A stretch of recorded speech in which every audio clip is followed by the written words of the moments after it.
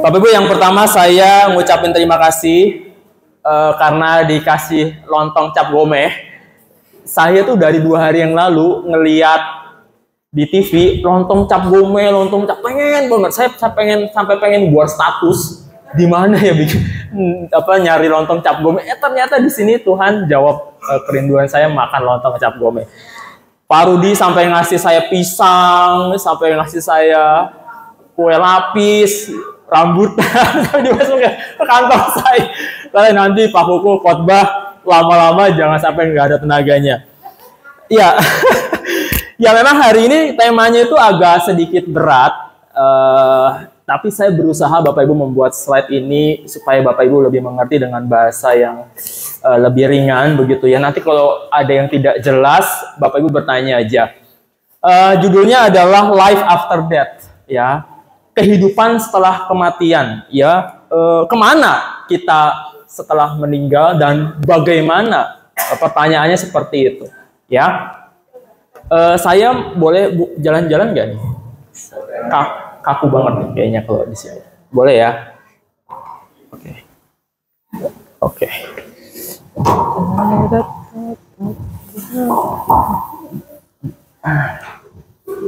Ya, cek. Nah, oke, saya lebih leluasa. Ya, Bapak Ibu, memang ke tema ini ya, tema ini Life After Death ini, oke, selalu menarik ya, menarik perhatian ya, suatu topik yang menarik karena kita mau bicara soal kehidupan setelah kematian. Apakah itu ada, ya? Atau ini hanya cerita dari nenek moyang kita turun-temurun yang udah diwarisin gitu aja. Jadi kita take for granted gitu. Kita terima aja gitu. Ya udah kita percaya aja. Kehidupan pasca kematian itu ada, ya. Atau sesungguhnya ketika kita mati ya udah gitu. Kita nggak tahu mau kemana. Pokoknya mayat kita udah selesai, dikubur di Sasono, dimakan cacing-cacing, ulat-ulat, kita membusuk dan lain sebagainya. Ya, di sini saya mau survei dulu. Siapa yang percaya ada kehidupan setelah kematian? Atau Bapak Ibu percaya yang nomor 2? Ya, kita udah mati selesai. Kalau orang barat yang ateis, ya pilihannya nomor 2 nih. Tubuh kita mati, udah nggak ada regenerasi sel, udah sel-sel kita mati, udah selesai tamat. Tujuan akhirnya cuma 2, Sasono Mulyo atau Pancakasaroja. Bapak Ibu pilih aja. Ya, saya yakin Bapak Ibu semua pilih yang nomor ini, nomor 1, ya, bahwa ada kehidupan tuh, ya, setelah kematian. Nah, Bapak Ibu, saya membaca buku dari pendeta Profesor Yowas Adi Prasetya. Dia adalah guru besar di Sekolah Tinggi Filsafat Teologi di Jakarta, ya. Ketika saya baca bukunya, pertama-tama dia bilang gini, kalau bicara soal kematian, kehidupan setelah kematian. Dia bilang gini dalam bukunya, apakah tepat sebagai orang Kristen, kita menanyakan kemana setelah kita mati? Ketika saya baca ini, iya ya, bener juga ya. Ini anak siapa ya? Mondar-mandir. Ya, ketika ini soalnya topiknya agak-agak berat, jadi nanti bisa perlu konsentrasi. Di dalam bukunya, Pak Yos bertanya kepada pembacanya, apakah tepat jika kita menanyakan kemana setelah kita mati? Kalau kita bicara kemana, bertanya kemana, itu artinya kita sedang mencari tahu lokasinya di mana. Ya, apakah tepat kemudian kalau misalkan kita bicara bagaimana kondisinya? Jadi setelah kemana, apakah tepat kemudian bagaimana? Bagaimana itu artinya kondisi. Kalau tadi lokasi, sekarang kondisi setelah kita mati. Ya, jadi dipikirkan baik-baik nih sama Bapak Ibu juga. Jadi kegelisahannya pendeta Yowas saya juga mau bagi kepada Bapak Ibu semua. Apakah tepat kalau kita sebagai orang percaya bertanya kemana artinya lokasi atau bagaimana artinya kondisi setelah kita mati? Apakah tepat? Nah, pendeta Yowas mengusulkan satu pertanyaan yang lebih baik, yaitu apa? Bersama siapa kita setelah mati? Ini tidak salah, ya. Kemana tidak salah, bagaimana tidak salah. Tapi menurut Pendeta Yoas, coba pikirkan baik-baik. Apakah jauh lebih tepat kalau pertanyaannya bersama siapa setelah kita mati? Menurut Pendeta Yoas, itu pertanyaan yang akan jauh lebih penting. Jauh lebih teologis ketika kita bertanya kehidupan setelah kematian. Oke, saya tidak mau berlama-lama di sini. Ya. Jadi, menurut Pendeta Yoas, Bapak Ibu, pertanyaan bersama siapa itu jauh lebih penting, yaitu ketika kita nanti mati. Nih,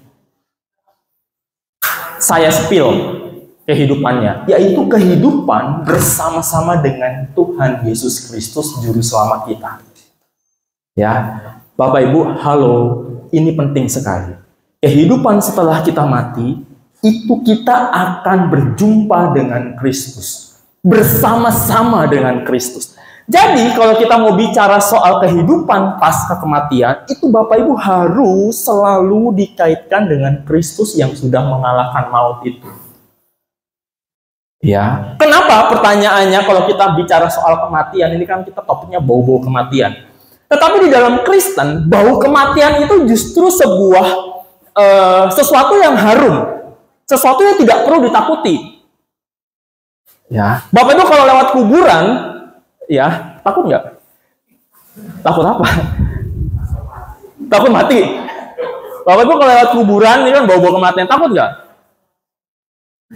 Takut nggak? Ya, siapa yang takut? Takut apa? Saya ulangi ya pernyataan saya. Di dalam iman Kristen, kematian itu bukan sesuatu yang perlu ditakuti.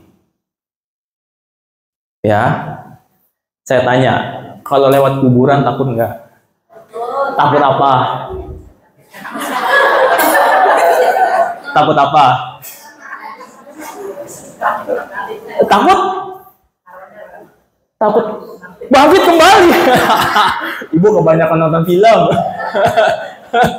Ya, Bapak Ibu, kalau kita lewat kuburan nggak usah takut. Kenapa? Nggak ada yang bangkit lagi, udah. Di dalam iman Kristen kita percaya setelah mati lokasinya cuma dua, surga atau neraka. Kalau umat Katolik ada 3. Di dalam api purgatori, alam penyucian. Jadi sebelum masuk surga, orang-orang beriman tuh di situ dulu. Makanya didoain. Nah, oleh Martin Luther itu nggak bisa, nggak ada alam api penyucian. Makanya lahir protes. Martin Luther protes tuh. Ngapain doain orang udah meninggal? Makanya lahirlah GKI Rahmani, GKI Pamitran, hasil dari protesnya Martin Luther. Orang Kristen kalau meninggal ya surga atau neraka, kan gitu ya. Tapi kalau kita percaya di dalam Kristus, surga itu menjadi tempat kita. Caranya bagaimana supaya kita masuk surga? Ya mati dulu. Loh, iya dong? Iya enggak? Ya, gimana Bapak Ibu masuk surga kalau Bapak Ibu nggak mati dulu? Iya kan? Nah, makanya di dalam kekristenan, mati itu udah pasti. Jadi kalau kita lewat kuburan nggak usah takut, ya itu nanti rumah kita yang di situ. Semua orang ngadepin kematian. Apakah kalau pendeta Susi, mentang-mentang pendeta hidupnya jauh lebih panjang, kayak Oma Teresi sampai 75 tahun ya Bu? Belum tentu. Ya, pendeta sekarang tuh banyak makan, perutnya buncit-buncit, gemuk-gemuk, ya. Dan kita tahu ya, orang yang gemuk-gemuk tuh biasanya banyak penyakit juga. Ya, belum tentu yang namanya pendeta itu umurnya panjang, belum tentu mati juga nanti. Ya, nah jadi di dalam iman Kristen kita boleh mengimani dan harus mengamini. Ya, kalau kita di dalam iman Kristen mati, tidak perlu takut, tidak perlu khawatir. Kenapa? Karena Tuhan kita itu Tuhan yang mengalahkan maut lewat kebangkitannya. Jadi kalau kita bicara soal kematian di dalam iman Kristen itu harus, nih ya, harus selalu dikaitkan dengan Kristus yang bangkit. Di dalam 1 Korintus 15 ayat 13. Nah, sekarang kita pondasi teologis Alkitabnya ya. Di situ dikatakan, kalau tidak ada kebangkitan orang mati, maka Kristus juga tidak dibangkitkan. Tetapi andai kata Kristus tidak dibangkitkan, sia-sialah pemberitaan kami dan sia-sia jugalah kepercayaan kamu. Bapak Ibu perhatikan baik-baik. Kalau Kristusnya tidak bangkit, maka sia-sialah pemberitaan kami. Kalau Kristusnya tidak mengalahkan maut, ngapain saya ngomong hari ini berbusa di depan Bapak Ibu? Kalau kita percaya kepada Tuhan yang mati. Tapi bersyukur kepada Tuhan, bersyukur kepada Allah, Tuhan yang kita sembah itu mengalahkan maut. Sehingga kita boleh beriman, percaya, meskipun kita tidak melihat, bahwa Tuhan kita itu, top marko top. Dan gak ada Allah selain Dia yang bisa mengalahkan maut. Sehingga setiap orang yang beriman kepadanya tidak binasa, melainkan cakep. Ya. Oke, kita lanjut. Jika Kristus dibangkitkan dari antara orang mati, maka kita pun juga akan bersama-sama dibangkitkan dengan Dia. Bapak Ibu lihat gambar ini ya. Ini gambar apa? Kuburan. Terus ada kubur, ada apa lagi? Ada salib. Artinya ini kejadiannya kira-kira hari apa? Hah? Ini kejadiannya kira-kira hari apa? Hari Minggu. Tahu dari mana ini? Emang ada tulisannya ini hari Minggu. Ini kejadiannya hari Minggu yang disebut dengan, betul sekali, dengan Paskah. Apa yang terjadi di hari Paskah? Batu terguling. Hari pertama Minggu itu pagi-pagi benar perempuan sudah ke kubur, tapi tubuh Tuhan Yesus tidak ada. Ini kan Dia bangkit. Kalau Kristusnya bangkit, maka pemberitaan kami itu ada artinya, tidak menjadi sia-sia. Oke. Di dalam Roma 6 ayat 4 dan 5. Dengan demikian, kita telah dikuburkan bersama-sama dengan Kristus oleh baptisan dalam kematian, supaya sama seperti Kristus telah dibangkitkan dari antara orang mati oleh kemuliaan Bapa, demikian juga kita akan hidup dalam hidup yang baru. Baru perhatikan.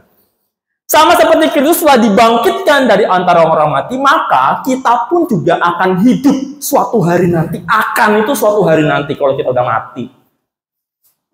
Ya, dalam hidup yang baru. Ya, selanjutnya. Oke. Sebab jika kita telah menjadi satu dengan apa yang sama dengan kematiannya, kita juga akan menjadi satu dengan apa yang sama dengan kebangkitannya. Ya, ini ayat-ayat yang penting.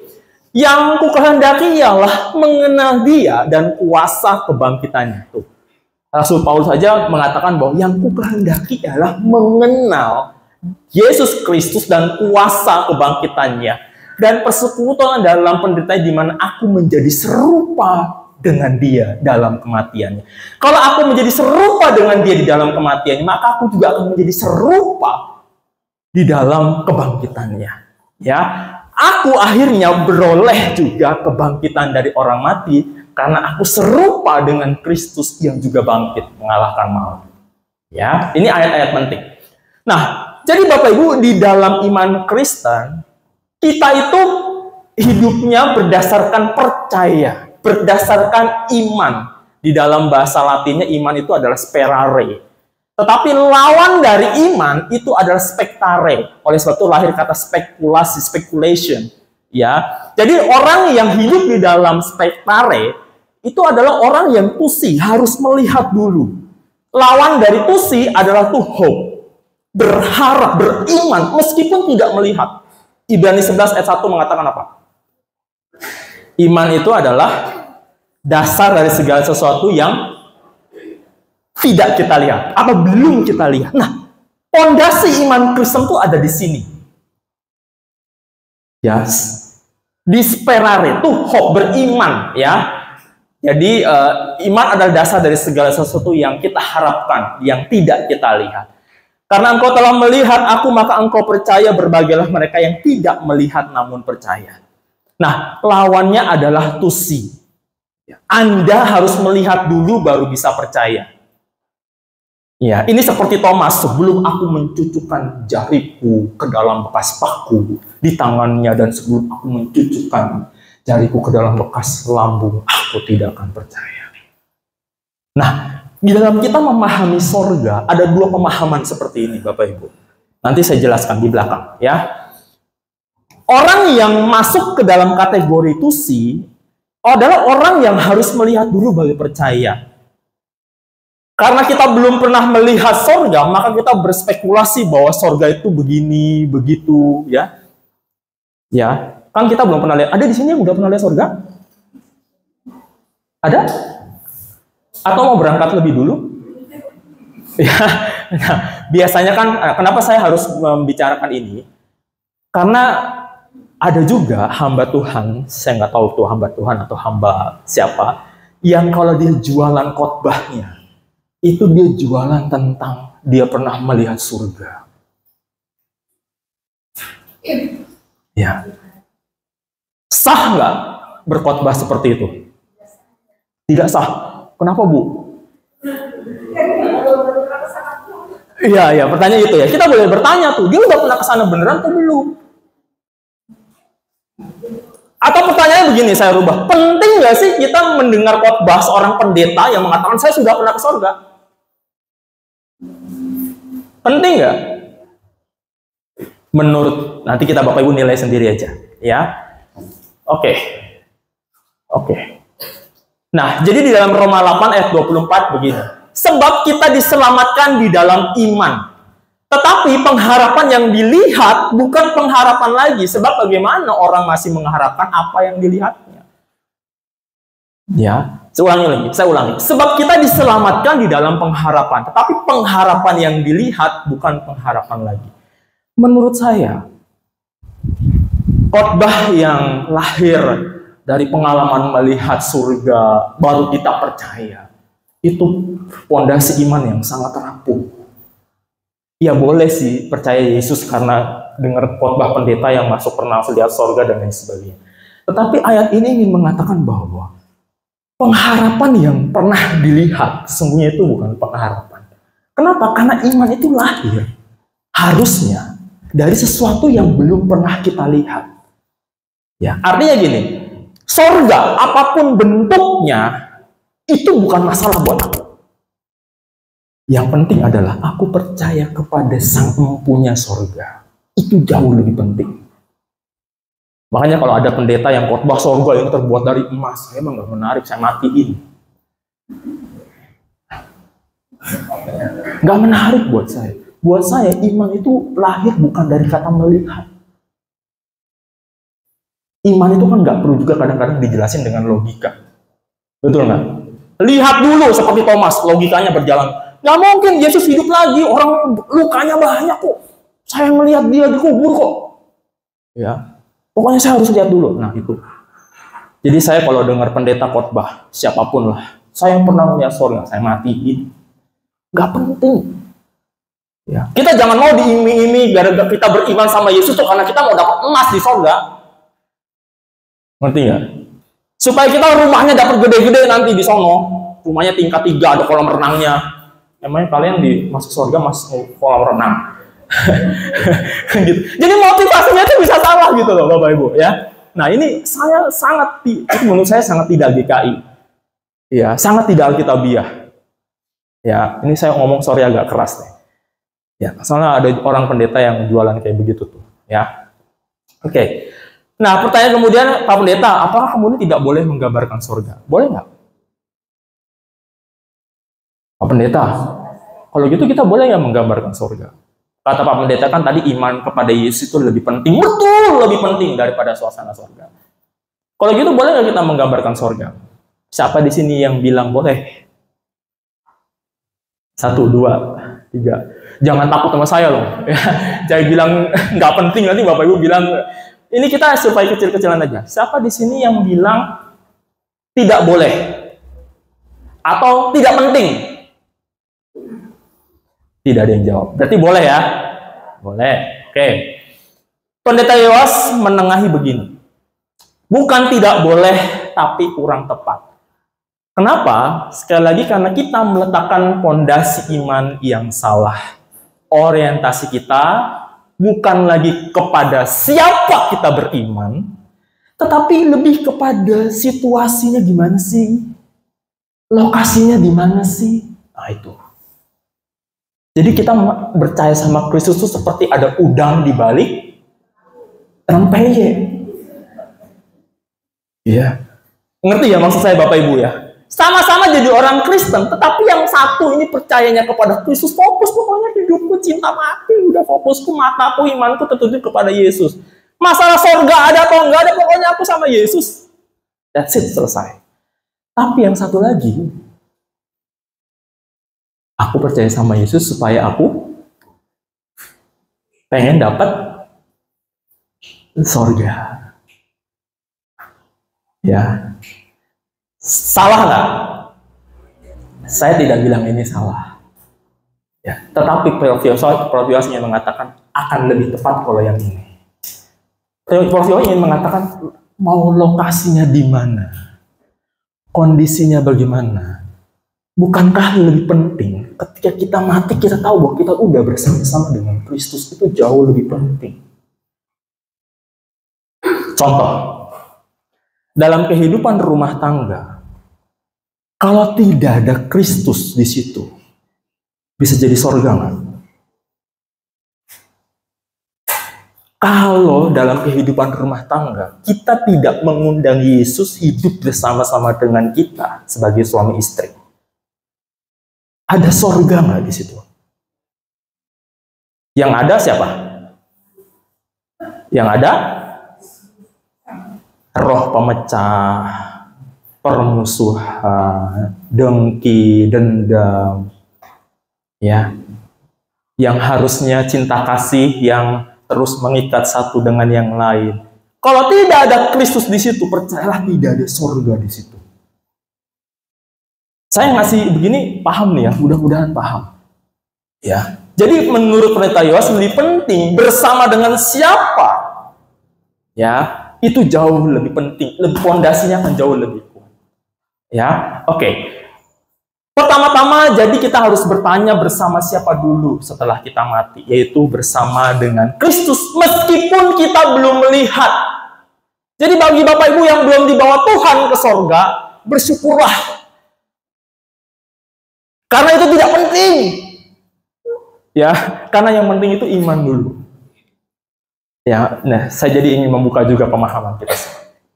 Nah, saya menganalogikan begini Bapak Ibu. Kalau tadi kan kalau pendeta-pendeta di gereja Konoha Indonesia ya mengatakan saya itu pernah melihat surga, jadi gerejanya cepat ramai.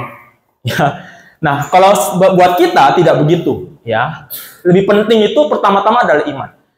Bapak Ibu, lebih dulu mana kasih karunia Allah dengan iman percaya kita?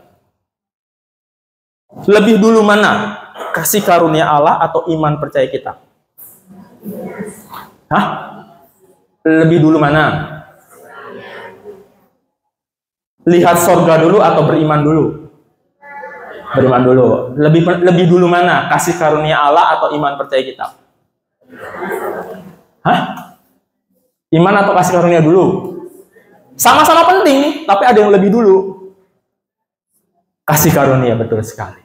Ya, karena begitu besar kasih karunia Allah kepada kita, sehingga Dia mengaruniakan anaknya yang tunggal. Baru kita setiap orang yang percaya kepadanya tidak binasa.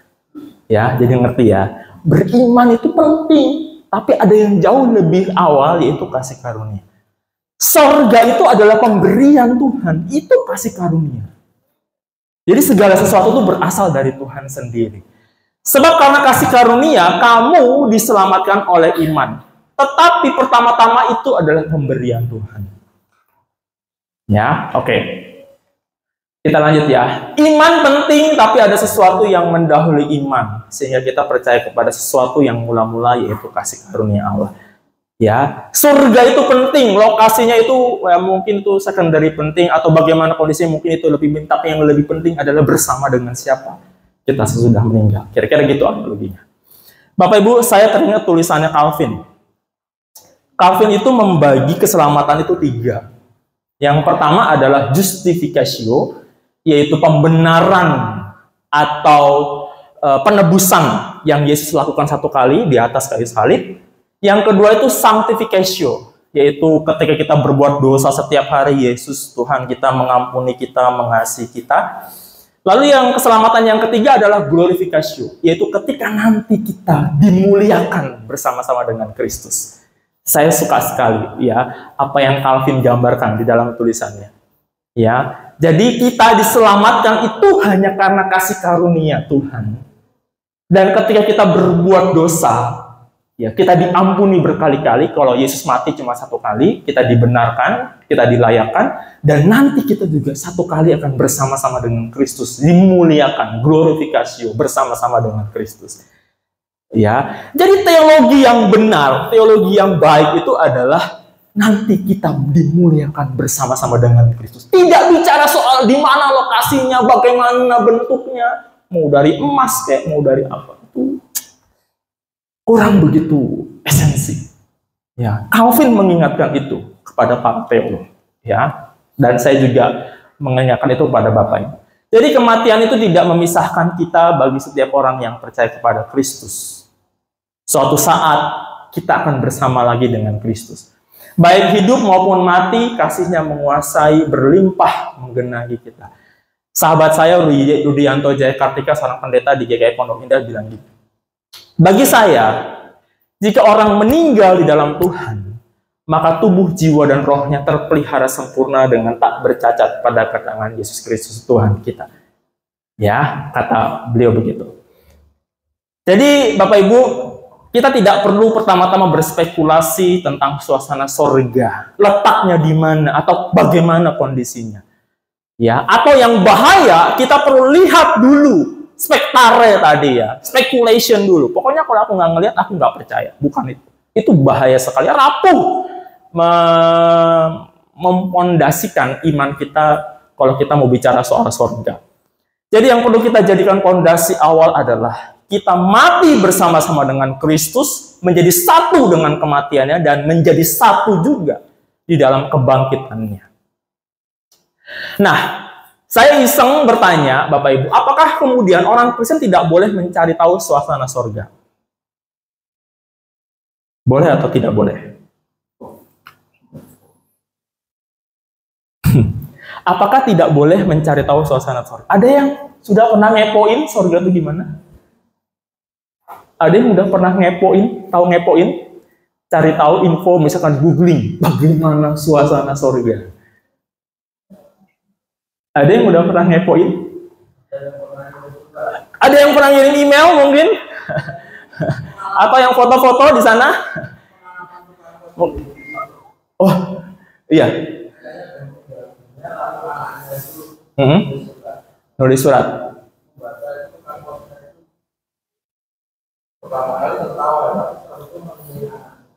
Oh, itu pengalaman spiritual berarti. Oh, oke. Ya, Bapak Ibu begini. Kalau saya ditanya begitu, maka saya akan bilang ya silakan aja. Kalau itu sesuai dengan gambaran Alkitab. Tetapi perlu diingat, Alkitab tidak bermaksud lebih dulu mengajarkan tentang bagaimana suasana sorga. Yang Alkitab ajarkan adalah kita ini selamat karena kita dipersatukan dengan Kristus. Oke. Saya teringat dengan filosofi Jawa. Pak Rudi orang Jawa kan ya. Manunggaling kawula Gusti. Ya. Apa itu Bapak Ibu? Jadi keberadaan bersatu dengan Tuhan. Dan ini tuh filosofi yang sangat-sangat dalam sekali. Ya. Orang yang manunggaling kawula Gusti itu adalah orang yang ketika dia percaya sama Tuhan, dia tuh pengen hidupnya tuh betul-betul bersatu dengan Tuhan. Mencari suara Tuhan. Mencari apa yang menjadi kehendak Tuhan. Gitu ya. Dia udah nggak mentingin lagi kehidupan dunia dengan segala macamnya. Dia juga mencintai Tuhan tuh hanya karena cinta itu sendiri. Orang yang manunggaling kawula Gusti. Ya. Jadi dia itu ikut Tuhan, percaya Tuhan, apapun agamanya ya. Dia cuma bilang, cintaku tuh ya buat Tuhan. Aku nggak butuh sorga, aku nggak nggak butuh neraka begitu, sorga atau neraka ada atau tidak, buat aku tuh yang penting aku ikut Tuhan. Ya, yang penting aku bersama-sama dengan Tuhan. Ini suatu pandangan mistik yang dalam. Tidak semua orang bisa nyampe ke situ. Ya, nah kira-kira begitu, Bapak Ibu. Hidup bersama-sama dengan Kristus itu jauh lebih penting. Nah, jika fondasi ini kita hayati, barulah kita sekarang bisa sedikit meraba. Bagaimana sih kondisi kita setelah kematian seperti yang disaksikan oleh Alkitab? Ya, nah baru kita bicara soal bagaimana nih kondisinya. Ya, nah kita spill ya, Bapak Ibu, di dalam 1 Korintus 13 ayat 12. Karena sekarang kita melihat dalam cermin suatu gambaran yang samar-samar. Artinya hari ini, kata Rasul Paulus, kita tuh coba bisa meraba sedikit-sedikit aja tuh kondisi tentang bagaimana kehidupan setelah kematian. Tapi nanti kalau kita sudah waktunya, kita akan melihat muka dengan muka. Ya, sekarang aku hanya mengenal dengan tidak sempurna. Makanya tadi saya bilang kalau ada pendeta yang mengatakan aku kenal Tuhan sempurna, ngelihat sorga, aduh, buat saya tuh, saya matiin aja pokoknya udah. Tapi nanti aku akan mengenal dengan sempurna seperti aku sendiri dikenal. Ya Rasul Paulus saja bilang, karena sekarang kita melihat dalam cermin suatu gambaran yang samar-samar. Dalam Filipi 3:20, karena keluargaan kita adalah di dalam sorga, dan dari situ juga kita menantikan Tuhan Yesus Kristus sebagai juru selamat, yang akan mengubah tubuh kita yang hina ini, sehingga serupa dengan tubuhnya yang mulia, dalam hal ini tubuh kebangkitannya. Jadi Alkitab sedikit memberi gambaran bagaimana kondisi kita. Kita akan punya tubuh yang baru. Bagaimana kondisi tubuh yang baru? Ya, tubuh kebangkitan itu ya, ketika Yesus bangkit, dia bisa tiba-tiba ada jeger. Ketika pintu-pintu dikunci, begitu ya, Tuhan Yesus tiba-tiba bisa hadir di situ. Suatu tubuh yang tidak lagi terkekang atau terikat dengan ruang dan waktu. Bagaimana bentuknya, saya tidak tahu karena saya belum pernah mati. Ya, tapi yang jelas Alkitab memberikan satu petunjuk bahwa serupa dengan tubuh Kristus yang mulia. Ya, ada lagi gambaran contekan dalam tanda kutip, ya, bagaimana kondisi di sorga. Di rumah Bapakku banyak tempat tinggal, kata Tuhan. Ini sering sekali dikhotbahkan ya. Jika tidak demikian, tentu aku mengatakannya kepadamu. Sebab aku pergi ke situ untuk menyediakan tempat bagimu, supaya di tempat di mana aku berada, kamu pun berada. Ya, tapi tetap yang menjadi pondasi adalah ini. Di tempat di mana aku berada, kamu pun berada. Yang penting tuh bersama-sama dengan Kristus. Tempat tinggalnya mau lantai 2, lantai 3, di apartemen, itu nomor sekian. Yang penting adalah di tempat di mana aku berada, kamu pun berada. Bersama lagi dengan Kristus. Oke. Nah, ini juga salah satu gambaran tentang surga ya. Lalu penjahat yang di sebelah kirinya berkata, Yesus, ingatlah akan aku bila engkau datang sebagai Raja. Dan Tuhan bilang, aku berkata kepadamu, sesungguhnya hari ini juga engkau akan ada bersama-sama dengan aku di dalam Firdaus. Ya, lebih penting bersama-sama dengan Kristus. Ya, lanjut. Ya, ini sekilas tentang Firdaus dari kata Yunani paradiso. Kalau dalam bahasa Inggris paradise, yang artinya surga. Ya, ini sekilas saja. Ya, Rasul Paulus juga pernah loh diangkat ke Firdaus, ya, di dalam 2 Korintus 12. Ya, oke. Ini lagi gambaran. Dan sementara ia menderita sengsara di dalam alam maut, ia memandang ke atas dan dari jauh dilihatnya Abraham dan Lazarus duduk di pangkuannya. Lazarus duduk di pangkuan Abraham. Jadi si orang kaya yang pelit ini ya, ngelihat Lazarus di pangkuan Abraham. Ini situasi surga tuh kira-kira seperti ini yang digambarkan Alkitab, ya. Lalu ia berseru katanya, Bapak Abraham, kasihanilah aku, suruhlah Lazarus supaya mencelupkan ujung jarinya ke dalam air dan menyejukkan lidahku, sebab aku sangat kesakitan dalam nyala api ini. Lalu Abraham bilang, anak, ingatlah bahwa engkau telah menerima segala sesuatu yang baik waktu kamu hidup, sedangkan Lazarus segala yang buruk. Sekarang ia mendapat hiburan. Ya, jadi di dalam surga itu ada kegembiraan, ya, ada sukacita. Dan di dalam neraka akan ada banyak penderitaan. Selain daripada itu, di antara kami dan engkau terbentang jurang yang tak terseberangi, supaya mereka yang pergi dari sini kepadamu ataupun mereka yang mau datang dari situ kepada kami tidak dapat menyeberang. Ya, oke. Ya, sampai di sini dulu Bapak Ibu penjelasan saya. Mudah-mudahan bisa ditangkap dengan baik.